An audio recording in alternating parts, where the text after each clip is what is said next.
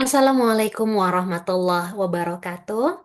I'm Rasi Yugafiati. I'm really happy to see you, ladies and gentlemen. And today I will deliver the material. This is the material that I will share to you.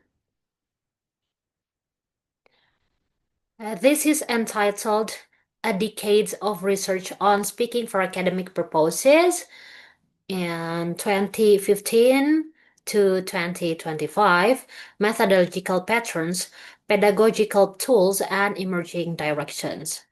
And I'm not only one person in this research. I also accompanied by Ibu Profesor Dr. Issy MPD and Bapak Widhianto MPD PhD. Ladies and gentlemen, speaking for academic purposes has become an increasingly important focus in applied linguistics as learners worldwide strive to meet the demands of higher education. However, challenges, restricted opportunities for authentic communications continue to hinder academic oral performance.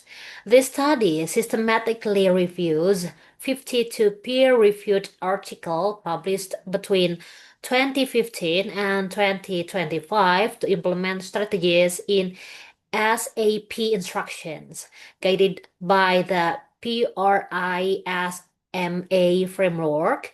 The reviewed applied experimental design, indicating a trend toward integrating quantitative measurement with qualitative insight. Indonesia and China emerging as leading contributors to the field, while many other regions remain underrepresented. Across context, four recurring obstacles are consistently documented: linguistic limitations, particularly pronunciations, psychological barriers such as anxiety and low confidence, pedagogical constraints linked to teacher-centered approach, and technological challenges such as limited access and digital literacy.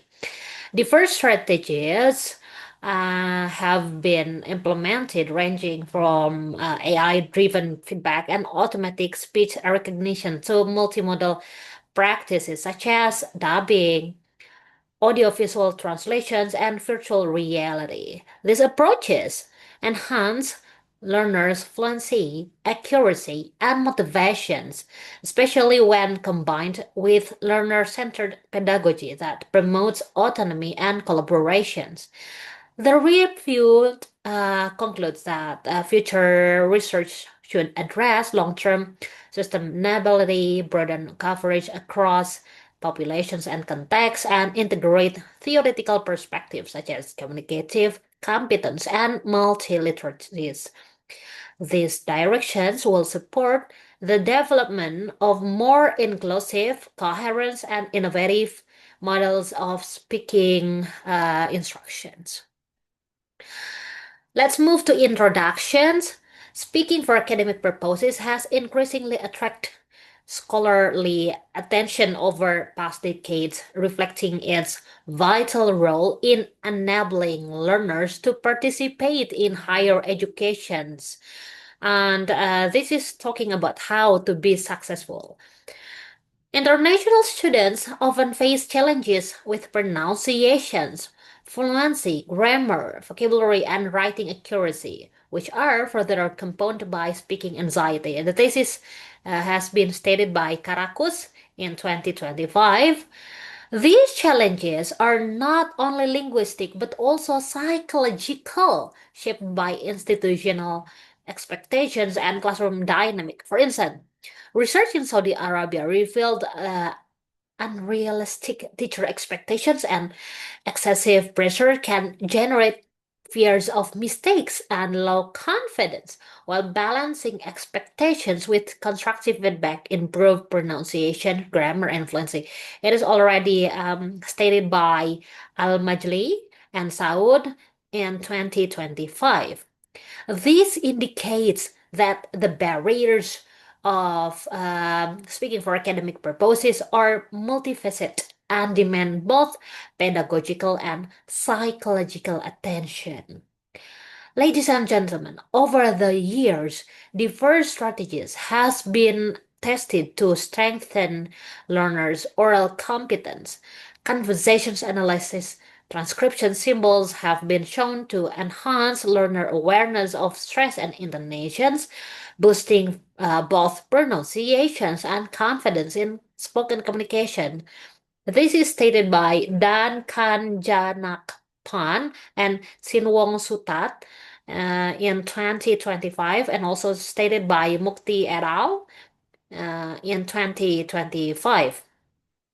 Ladies and gentlemen, talking about this one, uh, yeah, we understand that speaking for academic purposes research remains fragmented. Some studies foreground technology without connecting it to broader theories of communication and pedagogy, while others focus narrowly on psychological issues such as anxiety without integrating literacies or communicative competence. Moreover, although many interventions report short-term improvements, there are long-term sustainability across diverse contexts is rarely examined. These fragmentations underscores the needs for a comprehensive synthesis that unites theory, methodology, pedagogy, and practice into the coherent account. The novelty of this present study lies in offering such a synthesis across a 10-year span, 2015 to 2025.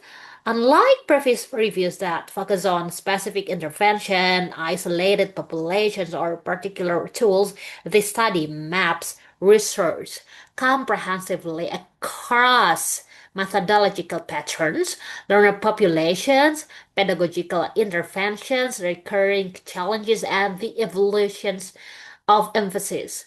By integrating theoretical perspective with empirical finding, it provides a holistic and future-oriented understanding of SAP. Accordingly, this study seeks to answer the following research question. What methodological patterns, whether qualitative, quantitative, experimental, or mixed methods, have been employed in speaking for academic purposes research between 2015 to 2025? And the next question will be what is the distributions of countries conducting research on this topic, and which country has produced the most studies? And the last one is what recurring challenges and speaking for academic purposes have been reported and what strategies have been implemented to address them. By addressing these questions, the study clarifies that have been achieved, identifies areas that remain unexplored, and highlights new directions for both researchers and practitioners in developing more coherent and sustainable innovations in speaking for academic instructions. And let's move to the methodology. The PRISMA or PRISMA prefer reporting item for systematic reviews and meta-analysis framework supported by 27 item checklist provides a standardized guideline that ensures systematic reviews and meta-analysis are conducted transparently and reproducibly through a four-phase process of identifications, screening, eligibility, and inclusions. It is stated by Liberati et al. 2009. In this review, the Prisma approach was applied through database search by predefined keyword. This one here. And I move to the identification and then screening, eligibility, and inclusion. And these four stages already mentioned by Liberati et al. In this review, inclusions and exclusions criteria, full text assessment, ultimate yielding a consolidated body of high quality article for synthesis. It is stated by Abdullah et al. In 2025. This structured process enhances reproducibility and minimizes bias by synthesizing a large body of studies. And this is, yeah, the pictures, the figure about identifications of publisher following Prisma guidelines. This review applied a four-phase process: identifications, screening, eligibility, and inclusions. In the identification phase, a comprehensive search has conducted across multiple academic databases including Schedule Press, Journal of FLSI Circuit and System, National Journal of Antennas and Propagations, and Elsevier, Taylor and Francis Group, so on and so forth. Here we go, you can see. And let's move to another. This is keyword and Boolean operators such as improve pronunciations and speaking skill were used to capture relevant studies published between 2015 and 2025. Duplicates were removed to ensure unique entries. In the screening phase, the title and abstract of all retrieved studies were reviewed to remove irrelevant items. At this stage, initial exclusions criteria were applied to filter of non-English publications, book chapters here, dissertations, conference abstract, studies outside the scope of academic speaking. Only peer-reviewed journal articles were retained for further consideration. It is said by Page et al. In 2021. Eligibility criteria were applied during full text screening to exclude studies lacking completeness of research components. Clear research questions or hypotheses, methodological descriptions, detailed interventions, or explicit answers to the research objective. It is said by Sajidin. And studies that did not address speaking in academic context or failed to meet minimum methodological quality standard were excluded. Finally, the inclusion phase, or yeah, we call it inclusions phase. A total of the peer-reviewed article met all criteria and were included in the analysis. These articles were systematically coded and synthesized to map methodological patterns, learner populations, pedagogical intervention, and technological tools, recurring challenges, and evolving research emphasis. The overall selections process is illustrated in the Prisma flow chart. We demonstrated the transparency and reproducibility of the review procedure. Here we go about the finding and discussions. Here we are talking to the first question about methodological approaches to speaking for academic purposes, a decade in review, 2015 to 2025. The synthesis of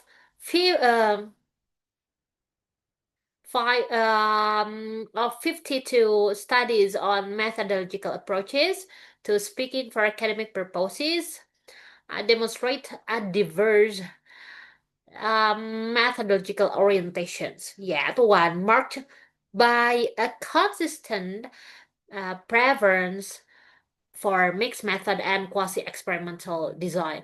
The analysis shows that 19 studies adopt mixed method design, confirming their positions as the dominant strategies in this field.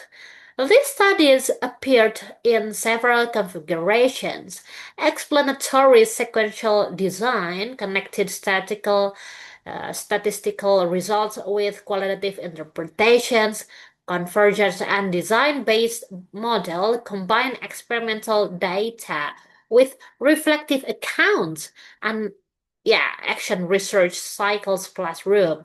Many of these studies focused on the use of digital and multimodal technology such as virtual reality role play, intralingual dubbing, and AI learning platform. They assessed not only measurable improvement in speaking accuracy and fluency, but also learners' effective experience, engagement, and motivation. The strong presence of mixed method approaches illustrates the tendency of the field to combine numerical evidence with qualitative depth of captures the multifaceted natures of speaking for academic purposes. In parallel, 15 studies um, employed quasi-experimental quantitative design, making this second most frequent methodological patterns. This study typically use control and experimental group, pre and post tests, and inferential statistical techniques such as t-test, ANOVA, and COVA, or regression model. In several cases, researchers complemented the statistical data with surveys or self-report instruments to provide an additional layers of interpretations. The majority of quasi-experimental studies aim to test the effectiveness of specific pedagogical or technological interventions, including mobile applications, and also alongside these dominant approaches, 7 studies employed qualitative methodologies such as phenomenological, case study, and descriptive design. These studies enrich the broader landscape by exploring learners' lived experience, challenges, and identities in diverse educational and sociocultural context. Common data collection method included classroom observations, semi-structured interview, focus groups, and stimulated recall, which help capture in-depth perspective on affective factors such as anxiety, motivations, and confidence. And here we go, Bapak Ibu, Mas Mbak, talking about country level of distributions. We have to be proud because Indonesia is the highest in doing these kinds of research. Bapak Ibu, Mas Mbak, ladies and gentlemen, the analysis of 52 research sites reveals a diverse geographical distributions of empirical studies on speaking skills in EFL context. Indonesia clearly dominated with 19 studies, highlighting its strong engagement in classroom-based research. And China follow with 11 studies reflecting the country's large populations of English learners and the government's emphasis on communicative competence. Other frequently represent sites included Saudi Arabia for studies, Turkey with for studies, and Spain with for studies, so on and so forth. From a statistical perspective, the mean numbers of countries per country is 3.25, while median is 2, indicating that half of countries contribute only 2 studies or fewer, and the mode is represented by Indonesia, which appears far from frequently than any other country. This relevance of studying speaking relate research while simultaneously pointing to Indonesia and China as the major contributors to the empirical literature in this domain. And then let's move to the next research question. Research in speaking for academic purposes has consistently identifying recurring challenges that cut across linguistic, psychological, and contextual dimensions. Pronunciations problem, particularly with stress, innovation, about intonation, and difficult consonant like th or the, and dark, just like the sound of talk, emerge repeatedly in different contexts, causing frequent mispronunciations and reduced intelligibility. These studies are compounded by limited vocabulary, persistent grammar errors, and lack of discourse coherence, which hinder both spontaneous conversations and formal presentations. For example, international students in Turkey report grammar and spelling errors that slowed fluently and reduce accuracy. It is said by Karakus in 2025. Here we go, Bapak Ibu, Mas Mbak, and ladies and gentlemen. This is the pictures of distributions of recurring challenges in speaking for academic purposes. And this is the strategy to address challenges in speaking for academic purposes. Yeah, at the same time, multimodal and interactive practices have enriched speaking instruction tasks such as intralingual dubbing, audiovisual translations, and video dubbing were found to significantly improve fluency, intonations, and pragmatic competence in French, Spain, and China. And here we go, Bapak Ibu. Let's move to discussion. When we are talking about discussion, this systematic review of 52 studies on speaking for academic purposes between 2015 and 2025 reveals convergent pattern despite the diversity of context, learner, and tools. And across divergent regions and institutional levels, the studies consistently identify obstacles in 4 interconnected areas: linguistic limitations, psychological challenges, pedagogical barriers, and technological constraints. The review also highlight how innovative pedagogical and technological solutions have been introduced to overcome these obstacles and to create more sustainable improvement in speaking competence. And talking about linguistic and pronunciation barrier, the most recurrent linguistic challenges reported in this study is pronunciations, particularly in the area of stress, intonations, and accurate phoneme realizations. Yes, this one, Bapak Ibu. This is the problem. And let's talk about the psychological factors and affective dimension.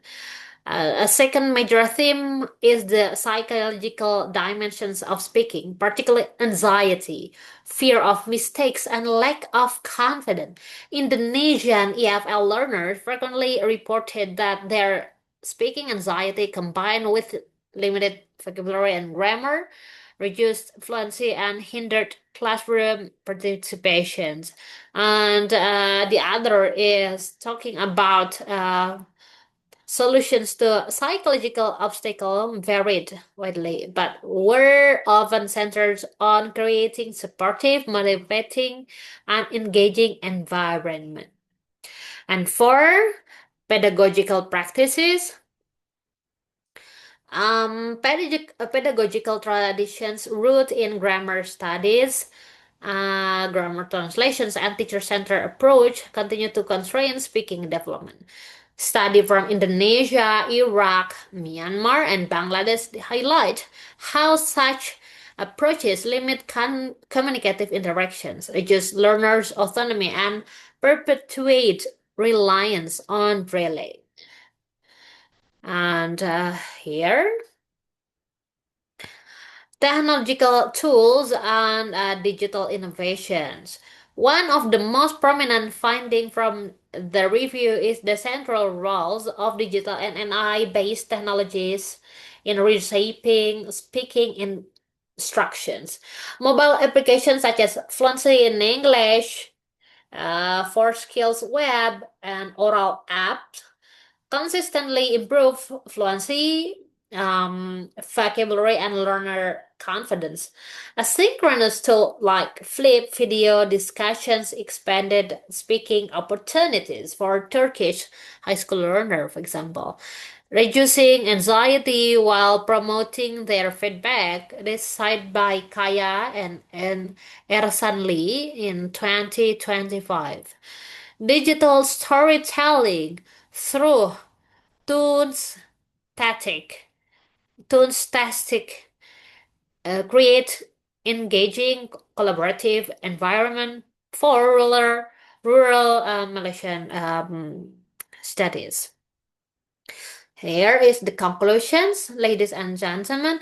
This systematic review of 52 studies on speaking for academic purposes in 2015 to 2025 demonstrate both the diversity and convergence of research in this field. Mixed method and quasi-experimental design dominate, reflecting the effort to capture measurable outcomes while also consider learners' lived experience. Geographically, the strongest concentrations of studies is found in Indonesia and China, while many other regions remain underrepresented. Across context, recurring challenges cluster around four domains: linguistic dominations, linguistic limitations, particularly pronunciations, psychological barriers such as anxiety and low confidence, pedagogical constraints linked to teacher-centered practices, and technological obstacles, including limited infrastructures and digital literacy. A wide range of solutions has been tested, from AI-driven feedback and automatic speech recognitions to multimodal practices such as dubbing, audiovisual translations, and virtual reality. These interventions consistently enhance fluency, accuracy, and motivation, especially when embedded in learner-centered approaches that encourage autonomy and collaborations. The most effective initiative integrate technology with pedagogy and address for both linguistic and affective dimensions of speaking. Further research should be give greater attention to the sustainability of interventions, expand interventions to less represent regions and learners populations and strengthen theoretical integrations, particularly through communicative competence and multiliteracies. By linking innovative methods with inclusive pedagogies, speaking for academic purposes, research can continue to advance model of speaking instructions that prepare learners more effectively on speaking and yeah, academic and also professional communication.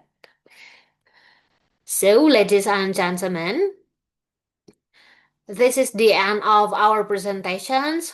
Thank you for your participations. My name is Rasi Gafiati. I am giving it back to the committee. Thank you. Assalamualaikum warahmatullahi wabarakatuh.